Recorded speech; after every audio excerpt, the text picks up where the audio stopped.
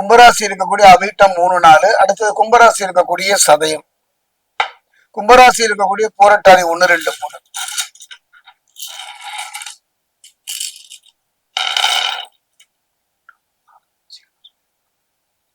எதை பற்றியும் கவலைப்படாதீர்கள், தன்னம்பிக்கை எழுந்து விடாதீர்கள். என்னுடைய அனுபவத்துல கும்பராசியில தான் மன்னர்களும் பிறந்து மறைந்திருக்கின்றார்கள். மிக உயர்ந்த செல்வாக்கு படைத்தவர்களும் உயர்ந்த உன்னதமான நிலையை அடைந்தவர்களும் இந்த கும்பராசியில் உள்ளவர்கள் தான். கவலைப்பட வேண்டாம்.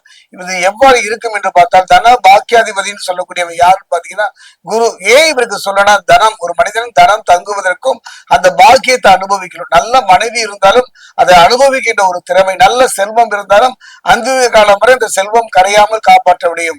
செல்வம் என்பது பொருள் மட்டுமல்ல, பிள்ளைகளும் தான். அந்த தன பாக்கியாதிபதி என்று சொல்லக்கூடிய பிரகஸ்பதி குரு ரோக சத்ருஸ்தானம்னு சொல்லக்கூடிய கடகராசியில் இருக்காது. யாருக்கு? கும்பத்துக்கு. சஞ்சரிப்பது பல வழிகளையும் பணம் விரைய செலவாகக்கூடிய சூழல் இருப்பதனால திருமணமாக இருக்கட்டும், திருமணம் செய்வது பற்றியோ ஒரு சுப நிகழ்வு நடத்துவது பற்றியோ தவறு கிடையாது.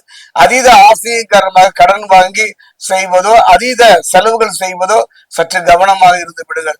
பிள்ளைகளுடைய படிப்புல மிக மிக கவனமாக இருக்கக்கூடிய ஒரு காலகட்டம் இந்த கார்த்திகை மாதம்.